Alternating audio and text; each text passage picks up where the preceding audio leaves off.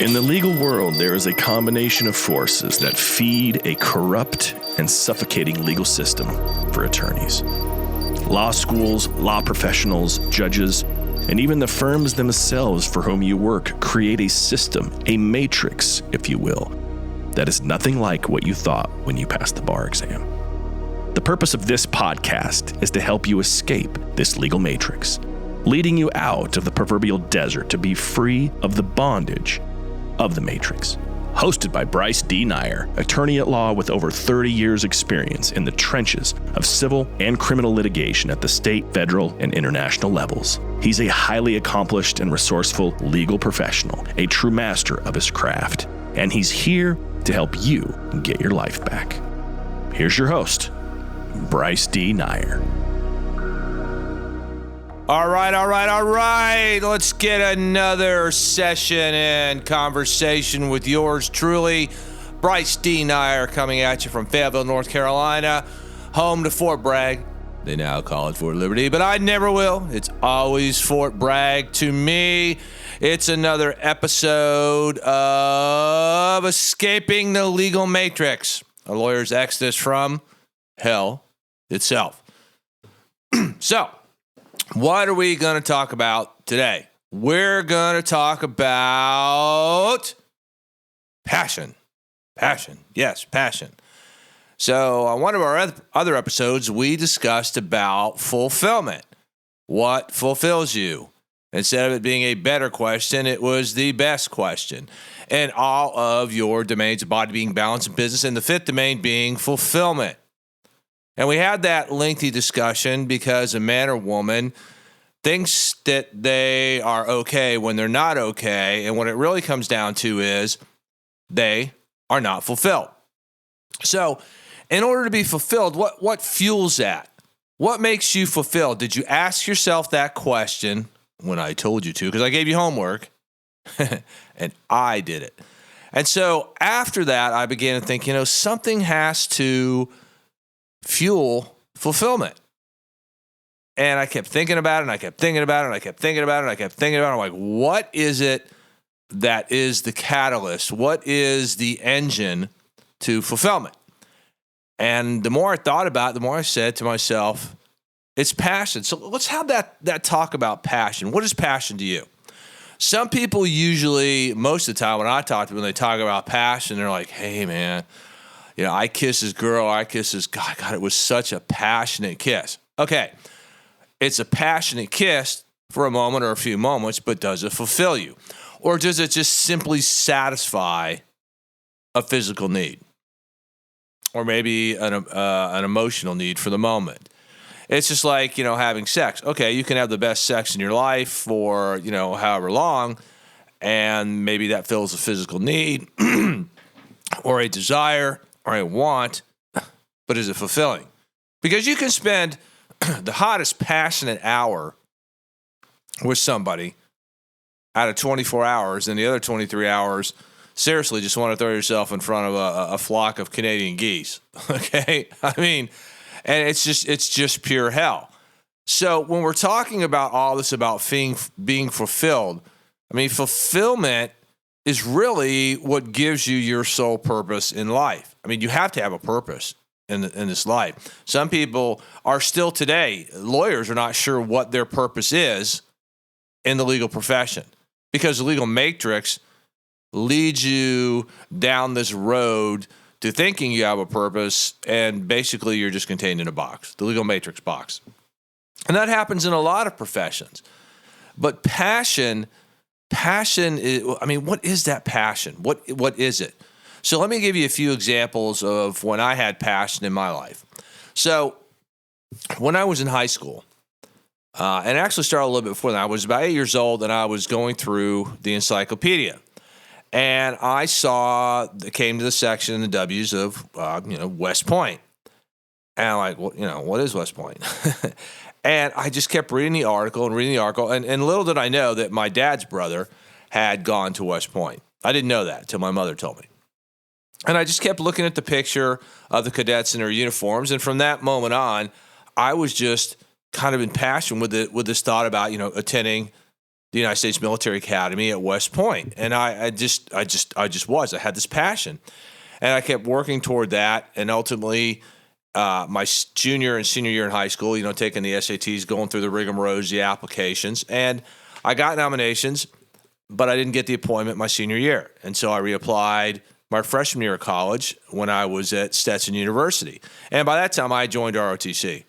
And the passion that I had about attending West Point was not as high as it was before. But the passion of staying at Stetson University was growing and participating in the ROTC, which would eventually lead me to get my commission as a second lieutenant, a regular Army commission in the Army upon graduation. But I remember it was the process that I was passionate about, and it was the process of doing that during that time when I was a young teenager. And then, as I approached age 22 to graduate college, it was the passion fueling the fulfillment for my ultimate impossible game, which was what? Was to get commissioned as an Army officer at the time. And then I remember when I was a young captain and I was wanting to go to law school and sitting there that day in the fall in Germany and again, drinking a Weiss and beer, and something just, this flame came on, this passion about wanting to go. And that's all I could think about. And I was extremely passionate about, doing whatever was required, whatever was required to apply and to get into a law school. Now, I didn't know at the time which law school I would get into. I applied probably, at least 13 of them.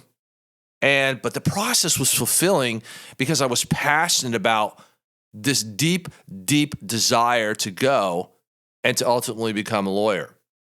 And so when I graduated, I passed the bar exam and I started my first job. And the day I got sworn in, I got tossed all these files and told to report upstairs to criminal court. There were a slew of criminal defendants waiting on me. Now, I didn't know much about their cases, but I was passionate about going in there and like, okay, I'm going to set the world on fire. I'm going to defend these guys and girls, and, I'm going to be Perry Mason. It didn't exactly turn out that way because there's a reality. There's a passion to be part of something, and then there's the reality. And when the reality hits about what's actually going to occur, for example, being a lawyer and going into a courtroom and litigating, you're passionate about going in there, you're passionate about maybe your argument, you're passionate about, I want to win, whatever the definition of winning is to you, and then the collisions start. The collisions with the judge, the collisions with the opposing counsel or the district attorney, even with your own clients, and you're like, whoa. And you don't necessarily feel that passion. And the passion is what has to be kept alive. You have to fuel that passion not once a week, not once a month, not once every 6 months, but you have to fuel that passion every single day. And as the years went on for me, I did enjoy going to court, and there were certain areas of law, especially international law, that I was very passionate about, that I really, really liked. And I felt this fuel of passion, which would ultimately lead to my fulfillment in that particular task. And for me, I'm just a very mission-oriented person. I have to have a mission. If I don't have a mission, I just feel like I'm just a boat just floating out there without a rudder, just hitting the banks of the shore, just drifting. And so the other part of this passion and fulfillment is having a mission in life. A mission. And that's critical. It's critical. All these ingredients have to come together. But if you don't have passion about what you're doing or who you're with or anything, you're just a dead man or a dead woman. Well, you're already dead. I mean, we already know we're going to die someday. That's just inevitable. That's just the way life is. That's the way God designed it. We're born, we live, and then ultimately we die, and everything in between is really up to you and me, all of us, what we make of it between being born and dying. Everything in between is a variable. But I have discovered, even more recently within the last couple of weeks, as I sat down and I really thought about this, I mean, really, really, really, really thought about it, what am I passionate about? And, you're like, I'm going to make a list, and there's going to be like 100 things. Okay, well, it didn't turn out that way. And it actually gave me a headache because I was like, what is my passion? What am I passionate about? Am I passionate about owning this law firm? Am I passionate about leading this law firm? Am I passionate about going to court? Am I passionate about arguing with an attorney? There's the old joke. When I ask people, like, why do you want to go to law school? I'm like, because I just want to argue. I'm like, well, hell, then just get married. You'll get plenty of that. And so, I've sat down over these last couple of days and I'm like, what am I really passionate about? And, I got up out of my office and I went outside and there's a clear blue sky and the crisp air. And I'm like, felt really good. And I just took this long walk and I felt, had some passion because I really love the cool, the fall weather. I love a clear blue sky when there's like no humidity. And there's just something exhilarating about it. And it began to make me feel passionate about taking this walk and having this freedom to really think about whatever I wanted to think about.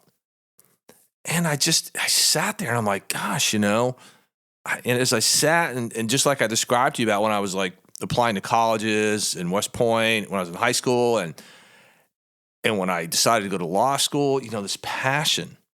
And I started to break it down. I'm like, okay, what am I passionate about in body?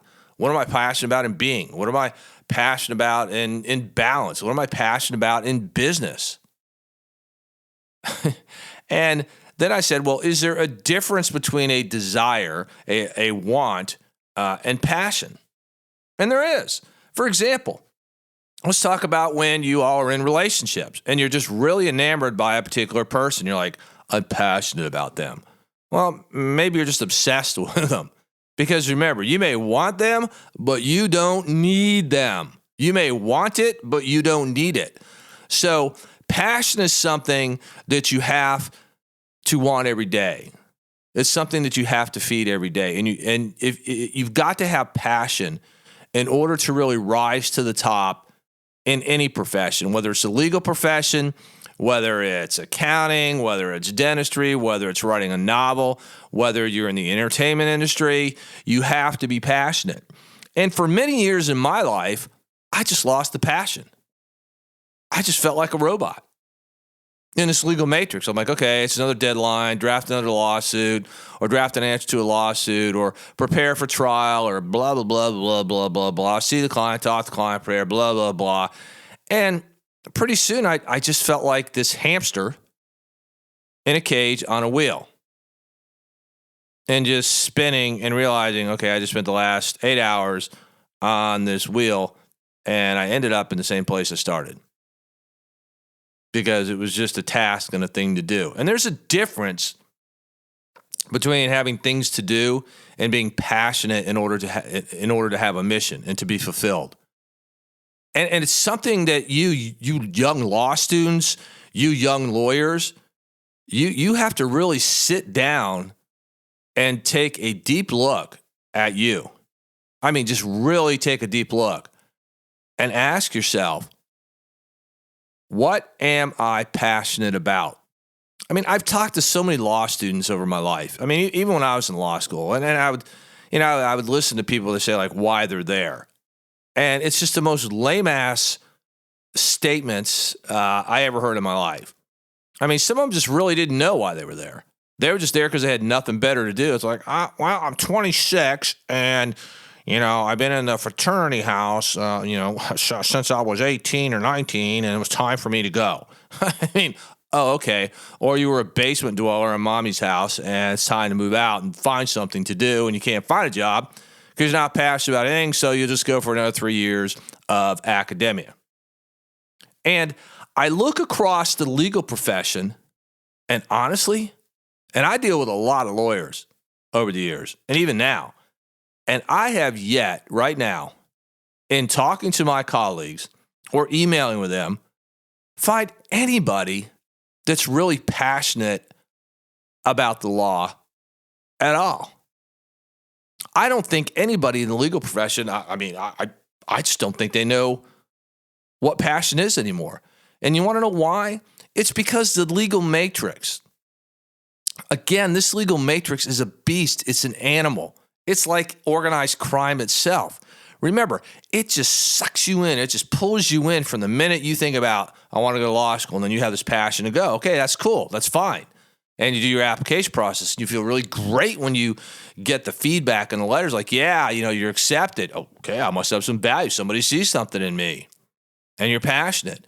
But what you don't know as a law student, and what you don't know as a young lawyer when you're working for somebody else and you haven't opened your own firm, is you haven't even begun to scratch the surface of what passion is, because you're living somebody else's passion. Remember, the law schools, you know what they're concerned about? Listen, the tuition and the bar pass rate. That's it. That's it. You've got law professors that may be still in active practice. They're called adjunct, coming in when they're not working in their firms, or maybe they're full-time because they're fed the hell up with being in private practice because it's just too high stress, too high pressure. They don't want to deal anymore, so they take some position as a law professor, become tenured, earn a salary, and pontificate all their knowledge to you, which is great because you got to learn it. But what's their passion? I would offer to you they lost their passion a long time ago, or they never had it. And so you sit in there and you sit in class. You're like, I want to learn, I want to learn, I want to learn. And eventually when you get your first job, you're excited, but is that passion? I mean, you really have to sit down and think about what you want to do for the rest of your life. And that may change. You may have to shift many times in your life or pivot. I mean, it's what I've had to do. I mean, I hear a lot of people, even in their 30s, seriously, in their 30s or 20s, are like, man, 20 years from now, I can retire. You know, I'm like, what? Retire? You're going to be in your 40s. Why are you even thinking about that? They're not even thinking about living now. They're not even thinking about being passionate now. They're already thinking 20 years, 30 years down the road so they can quit life. I mean, what kind of thinking is that? To live without passion, to live without having a sole purpose, to have no mission. How can you possibly be fulfilled if at the beginning of your legal career or any career, you're already thinking, I just got to clock in 20, maybe 30 years, I'm done. And guess what? Most of the time when people retire for 20 or 30 years, they're not done. Why are they not done? Because they don't have the money to be done. They don't. They weren't entrepreneurs. Not in the sense of real entrepreneurs like, Bill Gates or Bezos or all those folks, those multi-billion-dollar companies. I mean, they could quit tomorrow and have money for the rest of their life and do whatever the hell they want. The issue is, too, are they in passion with what they're doing?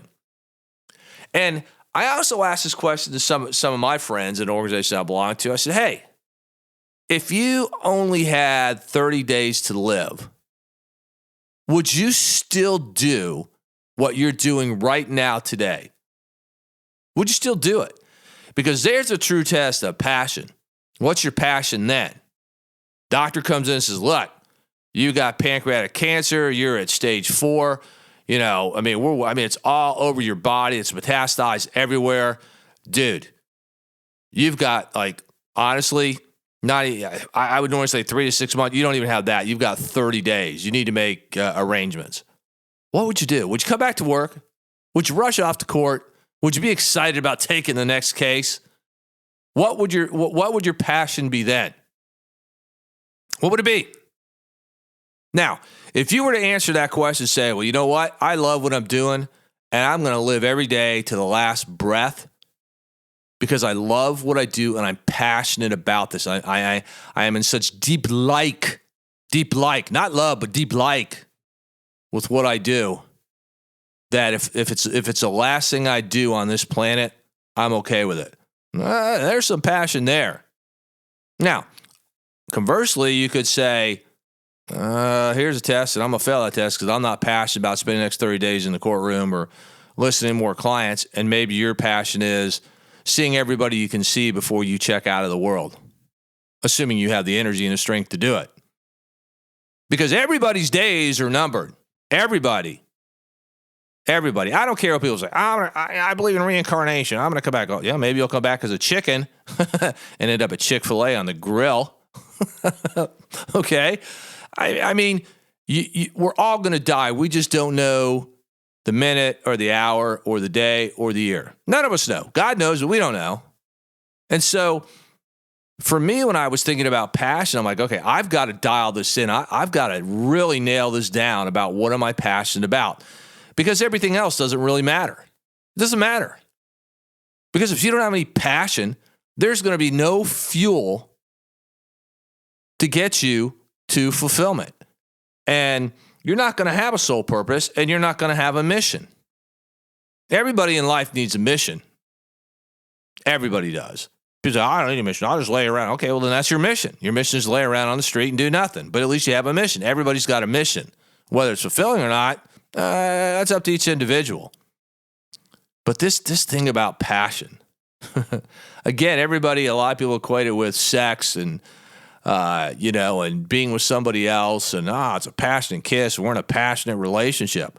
Okay, well, you can be in a passionate relationship with your business too.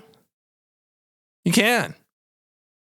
You just got to figure out what it is that drives you, that makes you passionate. Is it the process? Is it the winning? Is it the closing? Is it the accomplishment of helping somebody, fixing their lives, stopping the hemorrhaging of their legal wounds? And then what about you? What is your passion for you? See, in the legal profession, you know what the biggest problem with lawyers is? We forget to take care of us. We're too busy living everybody else's passion, the clients, the staff, the judges, the court, the legal matrix, everybody else's passion. We're too busy currying favor to that, of serving that, and we're not serving our own passion. And that's how you become caught up in the legal matrix. That's when you become contained in a box and you become the walking dead. And you're just a robot. You're just programmed to serve everybody else's passion. But the day that you awaken, that you just get up and you sit there and say, you know what?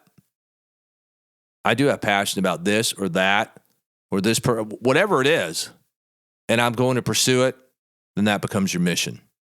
That becomes your mission. And that is what has happened to me. Because I awakened one day, I woke the hell up, and I realized I was leasing everybody else's passion.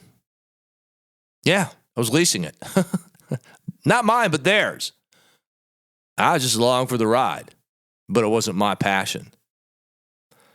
It's kind of like when, you've got a friend and they've got money, maybe they live on the beach or a lake house, and they always invite you up there and like, hey, come on up to the house, stay on the lake, or go out on the boat. And you know what you're doing? You're like, man, maybe if I had my own house and I had my own boat, my own place that I could invite people to. That passion to just host people and have them at my place and a place of my own. And in this example, what you're doing is you're riding on somebody else's passion and somebody else's success, and you're just leasing theirs. It's amazing when you really sit down and think about what fulfills you and what your passions are, that you do discover that you never really gave yourself the time or the space to answer these best questions. Best questions. We just go through life and allow, like in the legal profession, the legal matrix, just to drag us along. A big hook in the mouth, and you just go where the hook pulls you. And you're just never true to yourself. You're never living your passion. You're not fulfilled. And that happened to me. Until that one day, I said, no more. I would break free of the legal matrix. I would fight the legal matrix. I would defeat the legal matrix.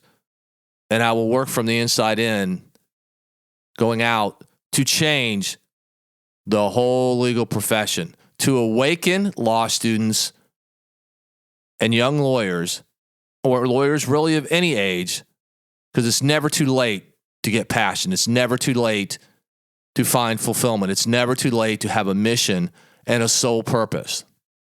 But if you allow the legal matrix to extinguish your passion, you will never be fulfilled. You will never have sole purpose, and your missions in life will be dictated by the legal matrix. And don't for 1 second think that the legal matrix is not real. Again, you law students are in a bubble. You're in an academic environment. The worst thing that can happen to you is failing a course or failing the bar exam, and that's just academic. You can always retake the course unless you get kicked out, and you'll have to retake the bar exam. Won't be fun, but you still get another shot at it. But the minute you don't have passion or no passion exists in you, you're already done. You're done. You're done. People think they find passion in like TikTok and social media, and if you put all your passion in one person and they leave you or that relationship goes sour, then what? See, you have to have passion in yourself. You have to focus on you. Think about when you get the instructions on an airplane. Okay, because some of you are like, oh, that's just being selfish. No, it's not. It's not being selfish. It's not being selfish at all. If you're on a plane with your kids, who do they say should mask first? The parent. Why? Because if you don't mask yourself first and you pass out for lack of oxygen, you can't save your kids. You mask yourself and you can breathe, then you have the oxygen to put the masks on your kids and save them when the cabin depressurizes and there's no oxygen. You have to do the same thing as a lawyer. Nobody is coming to save you.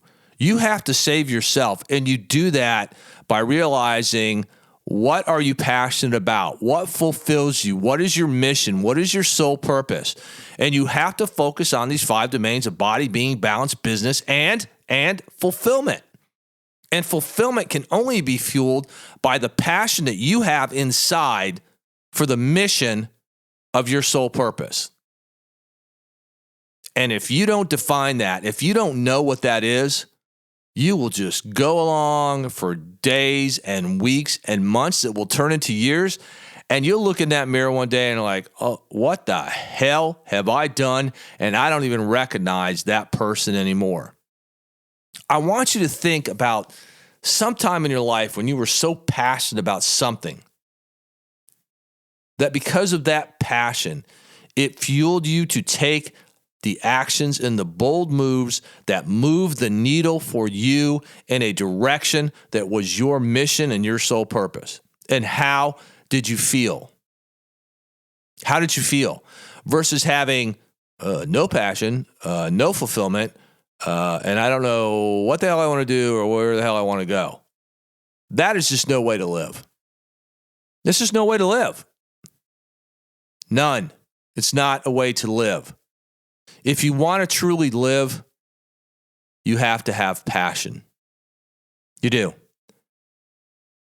As an example, I can remember long ago when I was, maybe not so long ago, I was in passion with a woman. And I really loved her and I liked her. And I knew it was passion because even when we were in the same room, every step we took away from each other, we're talking to other people, it hurt. It was just painful. Painful. And when we were near each other or we clasped each other's hands, we were just on fire. Just on fire. And it was the, not so much the love as it was the deep like. Because when you really like somebody, that's what fuels love. It does. To be in deep like. And that's just an example for me of passion in my life.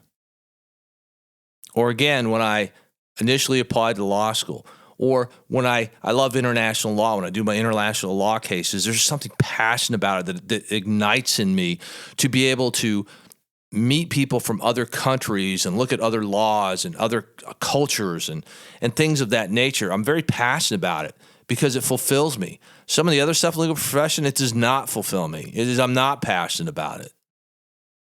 And just think if you could harness 100% of your passion, 100% in every single domain of body, of being, of balance, of business, and your fulfillment. Think about who you could and would be, because that's what I'm thinking about now in my life. It's never too late to find passion. It's never too late to find fulfillment. It's never too late to have a sole purpose. It's never too late to have a mission. But if you go along in the legal matrix and you allow it to make you already dead, then you have lost the game already because you never really lived. Okay, well, that's a wrap for tonight. So you've got some homework to do. You need to go out there and decide, hey, what are you passionate about? Think about it. Write it down. Don't just listen to what I'm saying and not do it. Go do it. I'm going to go do it. I'm doing it every day. Remember, what is your passion? Your passion fuels what? Your fulfillment, which does what? Your sole purpose. And you got to have a mission. Think about it. What's your passion? What's your fulfillment? What's your sole purpose? And what's your mission? This is Bryce T. Dyer from Fayetteville, North Carolina, home of Fort Bragg, also Fort Liberty, but I'll never call it that. We're out here. Love and light, love and light, love and light. We're out.